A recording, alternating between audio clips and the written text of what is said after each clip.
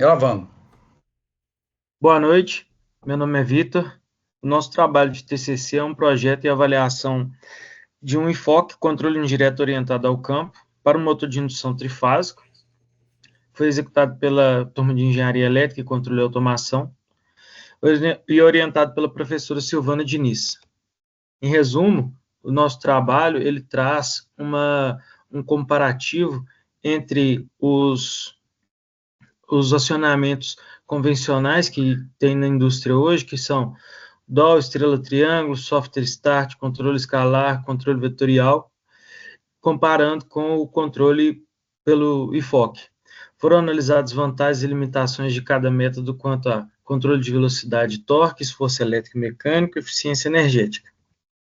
Nosso roteiro de apresentação contém um contexto e motivação, que é o que levou a gente a fazer esse trabalho, porque a gente escolheu esse tema, os problemas e as dificuldades que a gente encontrou ao longo das nossas pesquisas, os objetivos do nosso trabalho, onde a gente quer, o que a gente quer alcançar, onde a gente quer chegar e as vantagens dele, os fundamentos teóricos, motor, controle escalar e IFOC, a metodologia, as simulações no Plex, que é o simulador que a gente utilizou para fazer os testes, os resultados do IFOC versus VF, que são os comparativos, né, que a gente obteve com o simulador, e as conclusões e trabalhos futuros que a gente pode alcançar e desenvolver após a conclusão desse trabalho.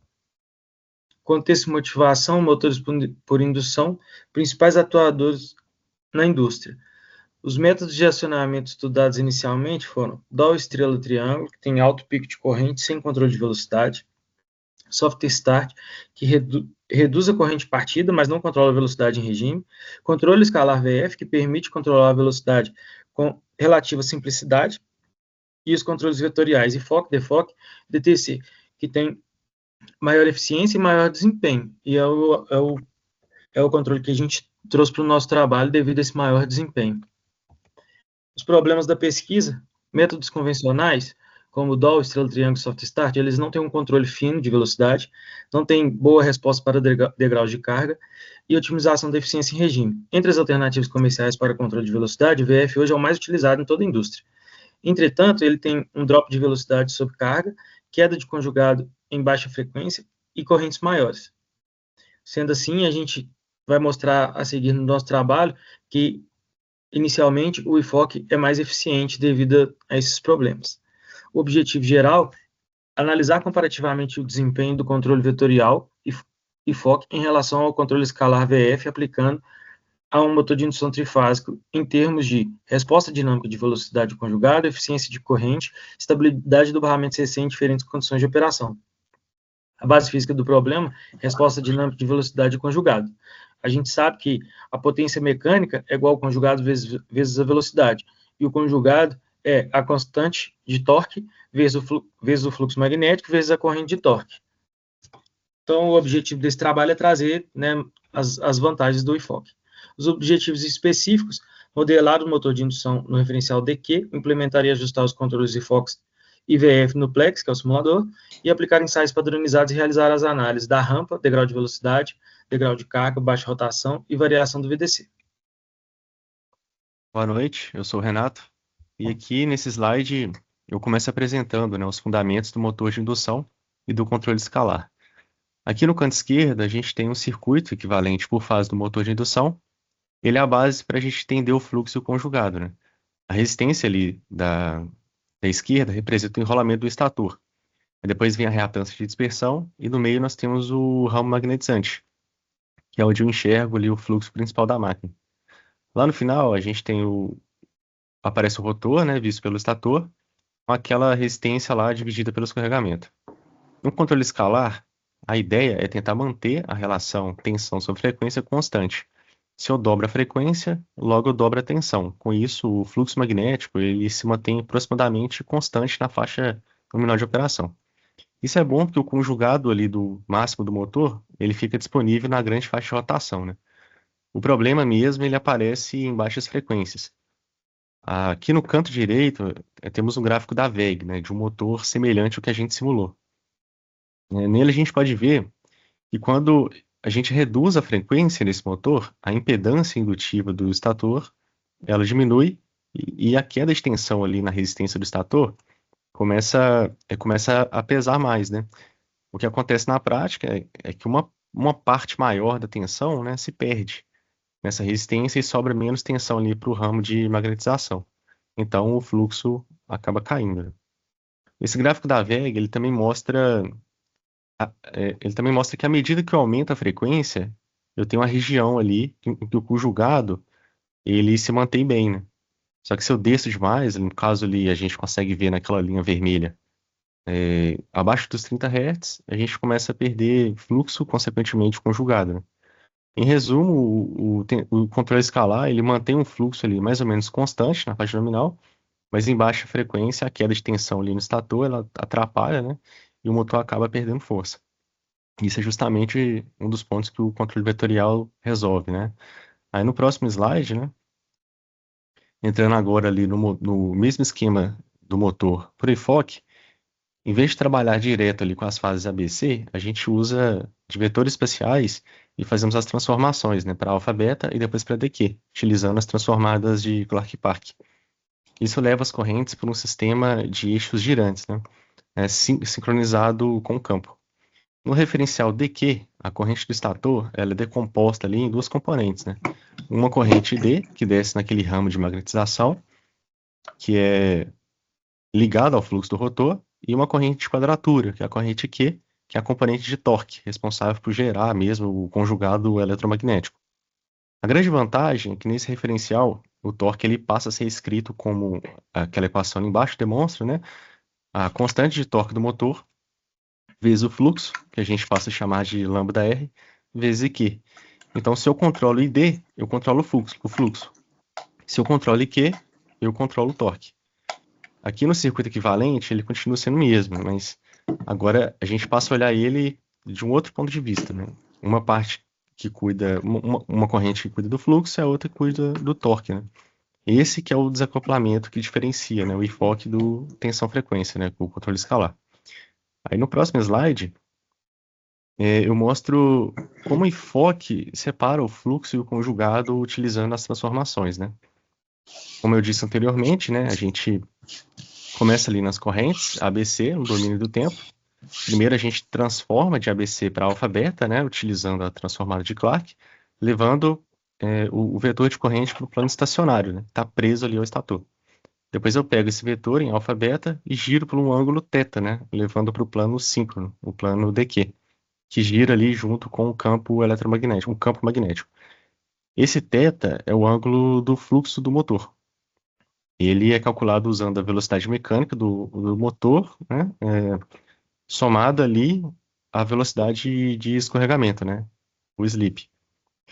No começo, né, o controle ele trabalha com uma estimativa desse ângulo, mas à medida que as malhas de corrente daqui vão atuando, esse alinhamento vai sendo corrigido e o eixo fica cada vez mais ali alinhado com o fluxo, criando ali os eixos da IQ.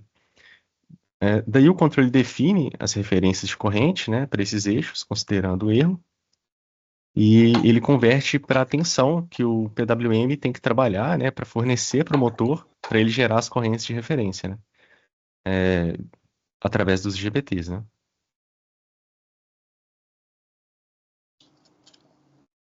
Boa noite, meu nome é Rafael e eu vou apresentar a parte de simulação do nosso projeto. Nós utilizamos o software Plex para fazer a simulação e simulamos tanto a parte do IFOC quanto a parte de controle escalar. Nós utilizamos um motor de indução trifásico de 15 cavalos, 4 polos, alimentado em 220 volts, 60 Hz. Além disso, nós utilizamos também um inversor VSI, embarramento CC fixo, inversor trifásico de 2 níveis e modulação SV-PWM. À direita, nós podemos ver o diagrama de blocos do IFOC, simulados no Plex, e em seguida, no slide seguinte, nós podemos ver a simulação do controle escalar, simulados também no Plex. Comparando as duas formas, nós vemos que o controle escalar é bem mais simples e, por ele ser mais simples, ele também é menos custoso. Mas a desvantagem dele é que ele tem um controle menor. E no slide seguinte,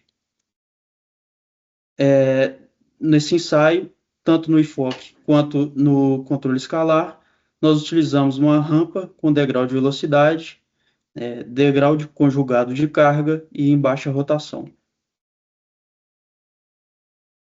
Espero que todos sejam bem. Sou o Rafael Ferrari. Fiquei incumbido de trazer os resultados, né, do nosso teste. Então, iniciamos aí com o enfoque, né, a simulação geral ali. Já no segundo slide, no próximo slide, conseguimos ver que a simulação em VF, ela já apresenta uma pequena oscilação ali no início, né, e nós fragmentamos uma pequena parte desses gráficos para trazer melhor explicação nos demais gráficos, demais slides. Então, rastreamento de velocidade, né? Percebemos o quê? Que o enfoque, ele tem uma resposta mais rápida ali, e mesmo tendo aquele afundamento no início, rapidamente ele consegue se estabilizar no set point pré-definido, né? Já o VF é mais lenta essa resposta, e o set point, nós vemos que ele não é atingido, né? E ele também tem um afundamento mais acentuado, né? Então, percebemos isso através dos gráficos, né, e das análises. Já no slide seguinte, nós conseguimos ver foram feitos testes com cargas, então o enfoque, a queda de velocidade é menor, né, o conjugado ali é pouco RIP, né, a recuperação é mais rápida, e a referência, né, já o VF, o afundamento de velocidade mais acentuado, a recuperação mais lenta, né, e a oscilação ali com o torque eletromagnético, ela ocorre com mais força, né, ela é mais acentuado isso, né, já no enfoque é diferente. Então, no próximo slide, conseguimos reparar também a perturbação, né, então a perturbação no link DC. Vemos ali no enfoque o quê? Que a VDC é reduzida, né, então o RIP ali é menor, a oscilação é insignificante. Já no VF, com maior oscilação no VDC, conseguimos perceber o quê? Que a perturbação é maior, né? Então, comparando os dois sistemas, vemos isso. Já no próximo slide, que é o quê?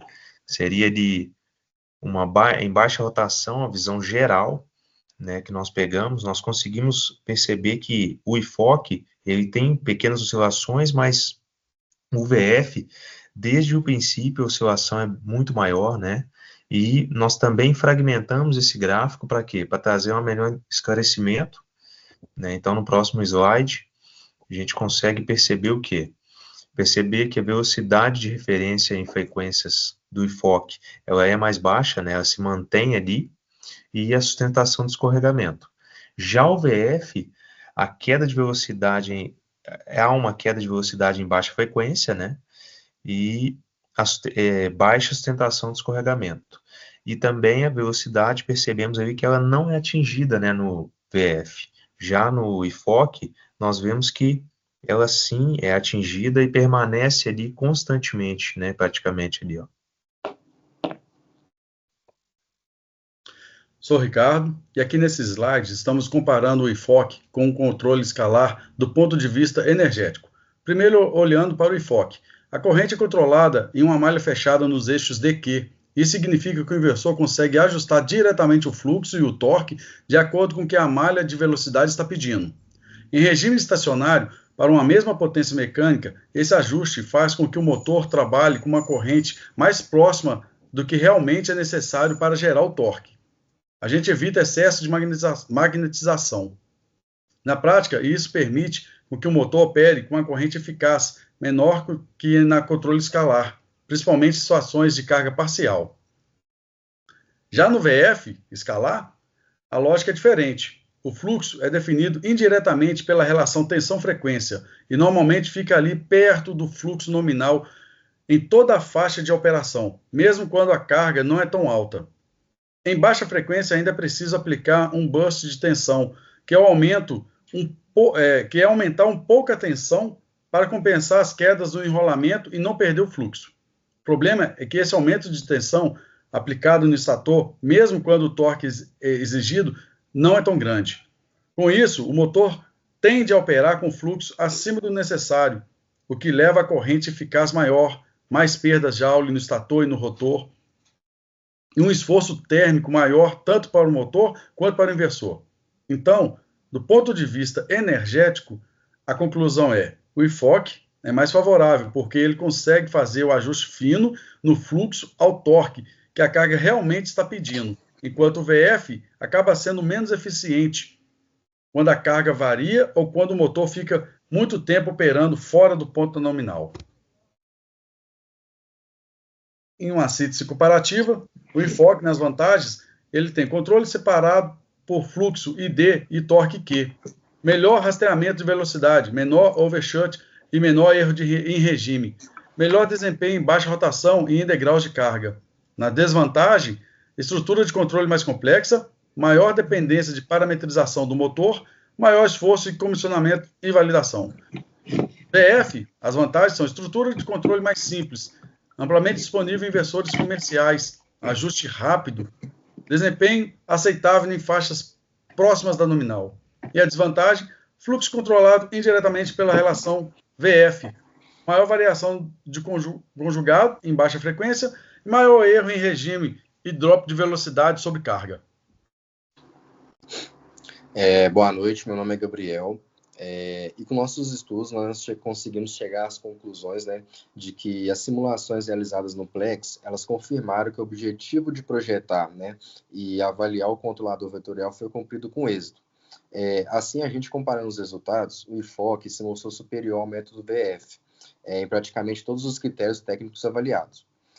Em questão de desempenho, né, o IFOC apresentou menor tempo de acomodação e erro nulo de velocidade em regime, assim eliminando aquele drop, que é aquela queda de rotação, que é característico do motor VF. A robustez dele manteve a tensão do barramento CC muito mais estável e conseguiu recuperar a velocidade, né, rapidamente após a aplicação dos degraus de carga. Já falando da eficiência e qualidade, a gente conseguiu observar que uma corrente eficaz, RMS, menor para realizar o mesmo trabalho, né? E isso significou que o motor operaria com menor aquecimento e, consequentemente, maior eficiência energética. Portanto, assim, a gente conseguiu concluir que para aplicações industriais que exigem precisão e eficiência, né, o IFOC tecnicamente é a melhor escolha, justificando sua maior complexidade de implementação. Porém, também vale ressaltar que para aplicações mais simples, né, como bombas, etc., que não exigem respostas dinâmicas rápidas, né, o controle VF continua sendo uma solução válida e econômica também, e atendendo bem a demanda com menor custo e complexidade. Como opção também, nós identificamos 3 caminhos principais, né, para poder dar continuidade nessa pesquisa, que como primeiro ponto seria a validação experimental, que seria implementar esse algoritmo em uma bancada física de ensaios utilizando DSP, ou microcontrolador, né, para poder validar assim na prática os dados obtidos na simulação. A segunda seria estudar técnicas adaptativas, como o MRS, né, para poder ajustar os parâmetros do motor em tempo real, compensando assim as variações térmicas durante a operação. E, por fim, expandir a análise comparando o IFOC com outras técnicas avançadas, como o controle direto de torque, para assim a gente poder ter um cenário ainda mais abrangente, né, de desempenho. E agora eu gostaria de agradecer em nome de todo o grupo e a nossa orientadora, professora Silvana, pelo suporte, né, durante o projeto, e também a banca examinadora aí pela atenção e pela avaliação do nosso trabalho. Obrigado.